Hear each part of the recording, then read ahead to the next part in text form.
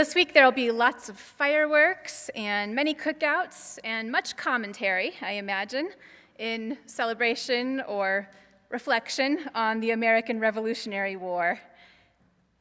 And maybe some mixed feelings right now. Yeah? There is so much pain in our country right now. I love our country. I believe in its ideals of life, liberty, and the pursuit of happiness. Like a young couple on their wedding day who pledged to love one another in good times and in bad, without yet understanding how that will call upon each of them to grow. The Declaration of Independence cast an ideal of nationhood that we are challenged to live up to. One which, as a nation, we struggle to define and redefine in concrete terms and to make our shared reality. This growth we're doing as a nation, this growth that we have been doing, involves coming to see one another differently, more wholly.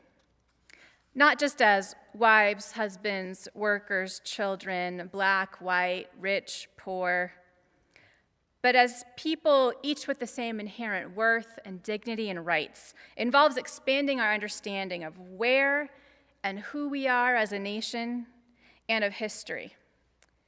And it involves having the courage to look beyond the usual stories that have been told about these things. So today I'm going to share a lesser-told story about a revolutionary war on this land, not the one from 1776. Nearly 100 years earlier, there was another one. And if you did not grow up in this area, you may not have heard about it, because it's not the kind of history you find in most textbooks in history classes. So today, the story of what some call the First American Revolutionary War, the Pueblo Revolt of 1680. It's also known as Popey's Rebellion, and it's known as the Pueblo Indian Revolution, and it's known as the Pueblo Restoration. Now, to get ready for today, I've sought out Native authors and voices, as well as other accounts, to put the story together. And if you would like to see some of those sources yourself, you can find the written version of this sermon on the website for the church when it's posted this week, and I'll list them all at the end of the text for you. The First American Revolutionary War, the Pueblo Revolt, took place on this land, pretty much right where we are right now, during a time when the religious ancestors of Unitarian Universalism were migrants new to the east coast of this continent and were figuring out how to organize their churches. During that time, this land was inhabited, of course, by Native American communities and by the Spanish, who traveled north to this area from Mexico in the 1600s. When the Spanish got here, they found an array of distinct communities of Native people, groups organized into different nations and speaking different languages. The people of this land that the Spanish encountered were not one group, but many groups. But they shared a religious worldview, a lifestyle, and an economy. And they were not Spanish, so the Spanish saw them as being more alike than different and called them the Indios de los Pueblos. Many of you have heard Pueblo in chants at marches, as in El Pueblo Unido Jamás Será Vencido. Anybody hear that yesterday at Civic Plaza? The people united will never be defeated. Pueblo means people or town in Spanish. When we say the Pueblo Indians, it sounds kind of funny to me because it sounds like saying the people Indians. And it just seems obvious that the Spanish encountered people and that their descendants who inhabit the same land today are also people. But among the Spanish, there actually was disagreement about that, about whether Native people were human beings or whether they had souls.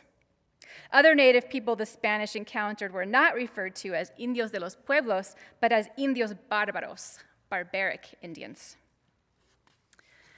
Well, this is the story of how the Indios de los Pueblos became the original Pueblo Unido. It's a religious story. The religion of the Pueblos was one centered in peace, interconnectedness, and harmony. It valued respect. The religion of the Spaniards revealed itself to be one of physical and ideological domination and conquest, a religion that, in practice, did not value life. The leader of the Franciscan priests who accompanied Spanish soldiers into this territory once bragged of burning 1,600 masks in one swoop, masks that were ceremonial and played a sacred role in native religious tradition, a role of connecting the people with their gods. 1,600, and that was just one incident. Another time, the Spaniards filled a kiva with sand to prevent the people from their ceremonies. The Spaniards believed they had a religious mandate to stamp out native religion and force the people into Catholicism. The native people believed in peaceful coexistence. The Spanish understood peace as the absence of violence. The Pueblos understood peace as harmony and well-being for all. With the arrival of the Spanish came the arrival of new deadly diseases. The Spanish taxed the native people by taking a portion of their food. They also forced native people to work in Spanish homes and fields without payment. They cut off the ears of native people and hung them in Santa Fe Plaza. They killed and enslaved others. In the 1670s, there was a drought. The Pueblos knew how to handle such a thing. They'd lived in this area for hundreds of years. The Spanish weren't so ready. The Pueblo people had stored up food for times such as this. The Spanish responded by raising their taxes, which is to say they took an increasing amount of the stored food, more than the Pueblos could spare. At the same time, the Spanish were escalating their religious persecution. In 1675, Governor Juan de Trevino arrested 47 men that they identified as sorcerers. 3 were hanged. A 4th hanged himself before the Spanish could do it. The rest were sentenced to prison and to public lashings. When confronted by the Pueblos, Trevino only agreed to release the men if the native people would give up idolatry. One of the people arrested was a man by the name of Pope. Pope was a middle-aged man. He was probably born in Okeoingue, also known as the San Juan Pueblo, about 30 miles north of Santa Fe. He was a war captain, which in the Pueblos meant that he was in charge of overseeing religious rituals, hunts, social events, and crops. Non-native historians have debated whether he was a war leader or a religious leader, but that question itself actually reflects a more European perspective. In the Pueblos, religion was an important part of everything, so he naturally would have been both. Pope, along with others, could see that the Pueblos' way of life, including their religion, was under sustained attack. And not only that, the people understood their religious ceremonies and religious perspective to be intricately connected to the well-being and the harmony of everything around them.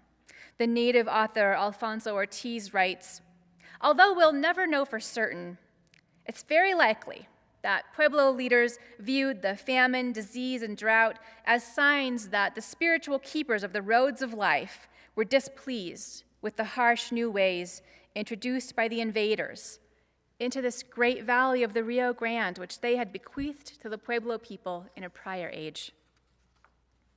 By interrupting native ceremonies and traditions, the Spanish were interrupting everything that was interconnected with those ceremonies and traditions, including animal and plant life, rain, sun, river, and mountains. What the Pueblos did next, he says, reflected the people's commitment to their beginnings. They wanted, and for their long-term survival, they needed to restore balance and harmony to the land. Balance and harmony that the Spanish were preventing with their violent presence and ideology.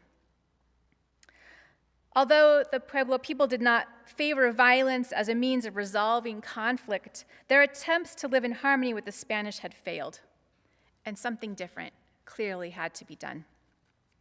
Pope and other Pueblo leaders began holding secret meetings to decide what to do about the 32 Franciscan priests and 2,000 or 3,000 Spanish colonialists in the area.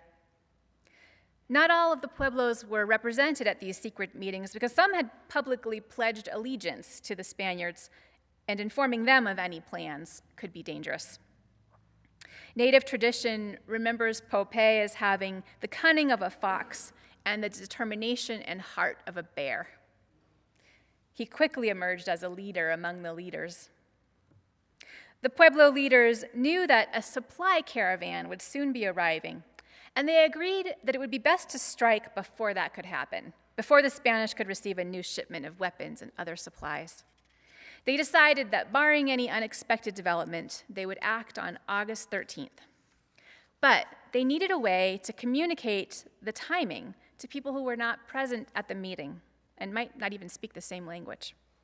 One of the leaders who was there came up with a simple, clever solution. They would tie knots in a strip of deer hide to correspond to the number of days left before the action. And when the last knot was untied, it would be time. The group appointed 2 young men to carry the knotted deer hides to pueblos in the area, Nicholas Catua and Pedro Omtua. On the morning of August 8th, the young men started out on foot. That would have been their only mode of transportation because the Spanish did not allow native people to ride horses. But as they visited one pueblo and then the next, witnesses who were loyal to the Spanish observed them and became suspicious. Within 36 hours, the governor, then named Otarmin, had received multiple warnings of an impending revolt. He sent a group of soldiers out to find those 2 young messengers, and they did find them just south of Santa Fe, and they arrested them and took them to the governor. As word spread of the boys' arrest, tensions increased even more, and the next day, on August 10th, a priest arriving for Mass at the pueblo of Tetsuge found the people not in the church, but in the hills, armed, their faces painted red, and with bows and arrows in hand. The priest was killed, marking the beginning of the revolt. But the soldier who had accompanied him escaped, and he took news back to Santa Fe. Meanwhile, runners from Tetsuge took off in all directions to alert the other pueblos that the revolution had begun, with 3 knots still left in the cord.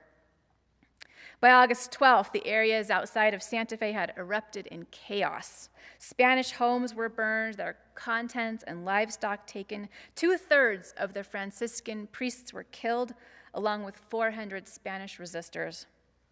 Catholic churches were especially targeted for destruction. Then the Pueblo warriors attacked Santa Fe, where Spanish refugees had fled. When the Spanish put up a fight, the Pueblo warriors cut off the city's water supply. The Spaniards fought back with all their might, but by the time they seemed to be getting the upper hand, Otarmin could see that Santa Fe was a disaster. With homes and churches burned, no crops left in the fields, and no water flowing, the situation was hopeless. And with that, the rebellion was successful. The Spanish retreated to what is now known as Juarez, and they stayed out more or less for over a decade. During that time, they made a few attempts to return, and more violence did ensue when they did that. But it wasn't until 1692 when the Spanish returned with the help of Pueblo allies, and they promised a more harmonious coexistence, that they were able to stay once again.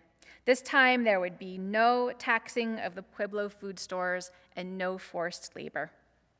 The Spanish formally recognized the equal citizenship of the people of the pueblos and provided them with land grants.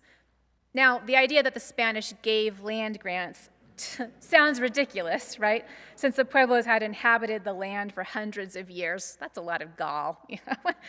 But it actually proved to be important when Mexico gained its independence in 1821, and those land grants and the rights of citizenship were honored. When Americans arrived in 1846, Ortiz says, the Pueblos were still equal citizens under law. And even though Americans took away the Pueblos' right to vote, and even though the Americans stole some of that land away, he writes, the Pueblos are still living today where the Spanish invaders found them, while other Indian tribes were moved to less desirable areas and lost much of their language and native religion. As a result, the Pueblos retain much more of their native traditions and languages than other native peoples around North America. Ortiz traces that legacy, that success, to the legacy of the Pueblo Revolt, which is also called the Pueblo Restoration because the people sought to restore balance and their way of life, and they demonstrated that they would not allow Native culture and dignity to be destroyed. Over the generations since then, Hispanos, who are the descendants of the Spanish, and the Pueblos have lived side by side. Many Native people practice both Christianity and traditional Native religion. Many Hispano-Catholics have Native American bloodlines. Culture and religion and family trees have mixed. Which brings us to an interesting controversy today. Each year, New Mexicans and some tourists celebrate the return of the Spanish with fiestas in Santa Fe and Española, and in particular, a pageant in July in Española known as La Entrada. In La Entrada, people in Spanish colonialist costumes, accompanied by priests, a fiesta queen, horses, and mariachis, parade through town. There's a 3-foot statue of the Virgin Mary, known as La Conquistadora, that was brought to this area by Don Diego de Vargas at the time the Spanish returned. There are reenactments of 17th century Native American children being baptized into the Christian faith. Don Juan de Oñate, the first conquistador to lead the Spanish into this land they called New Mexico, is also represented and celebrated.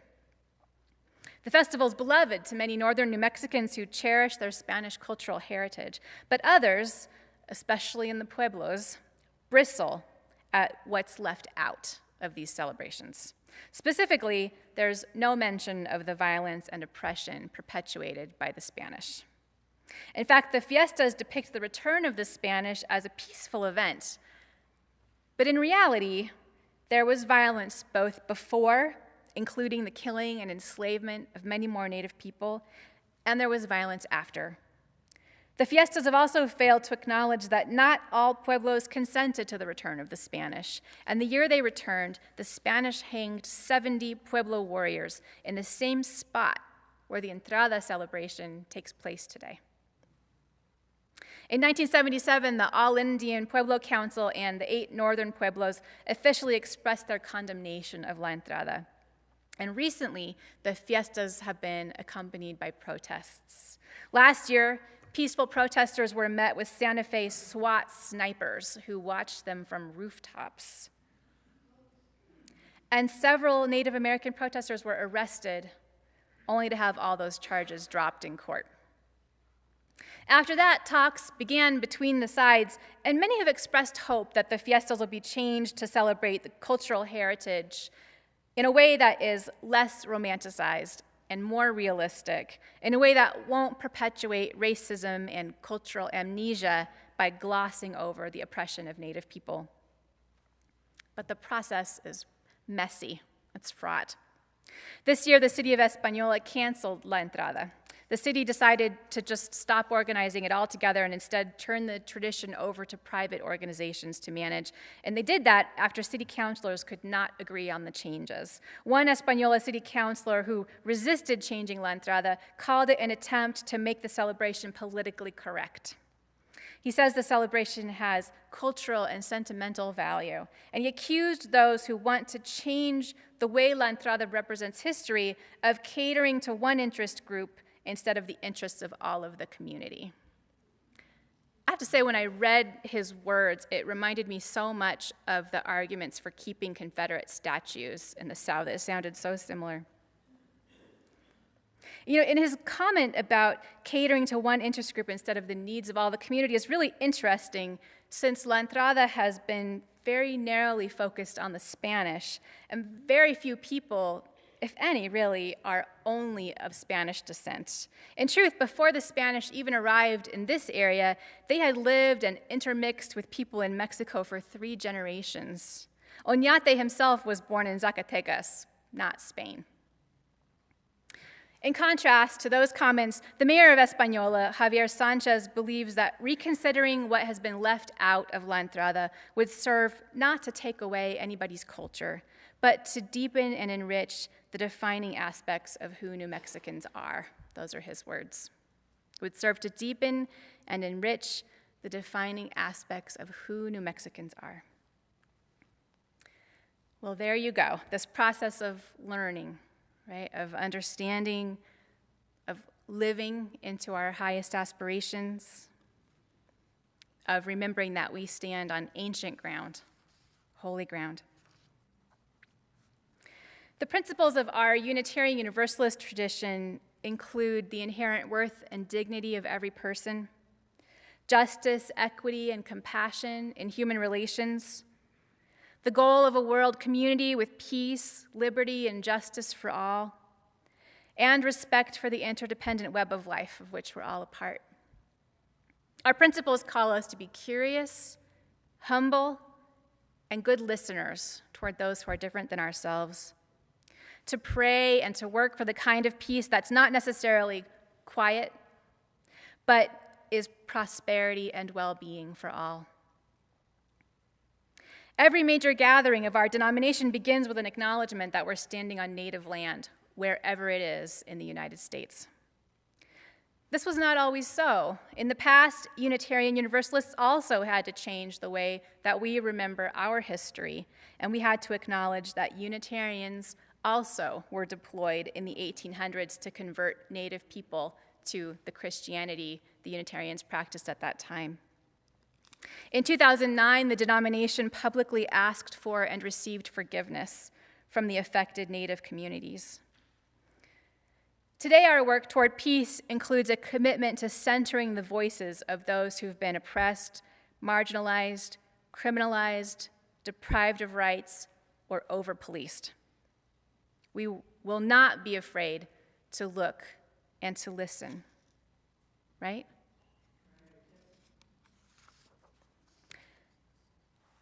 Beloveds, right now, we are part of a country that has been stunted because of a religious misunderstanding of nationhood. It has been stunted and has not reached the potential implied in its Declaration of Independence. A couple of weeks ago, we heard White House officials claim that it is biblical to separate children from their parents at the border and lock them up, to create orquestas of wailing and rivers of children's tears. That is religious malpractice. Our reading this morning, the poem Home by Worston Shire, counters the government's story about what's happening on the southern border today. That's the same terrain where the Spanish passed through and then retreated to and then passed through again.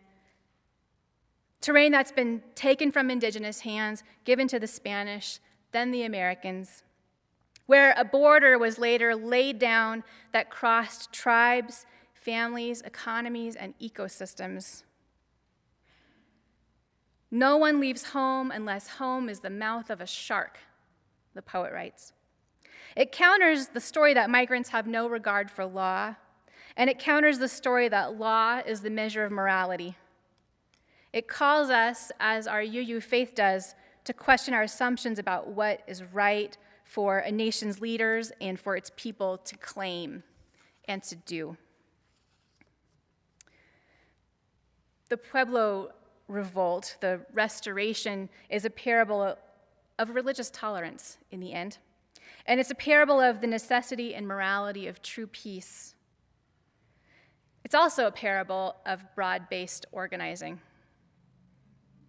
If people with no guns, no horses, and no metal armor who speak different languages could defeat and drive out militarized religious malpractitioners in the 1600s, in order to restore balance and affirm life and interdependence, then surely people of faith and conscience today, people who believe peace is not a silence won through force, but is about mutual well-being, human thriving, and community, surely we can also dedicate ourselves to coming together with our neighbors, and we can reset this country to a moral course.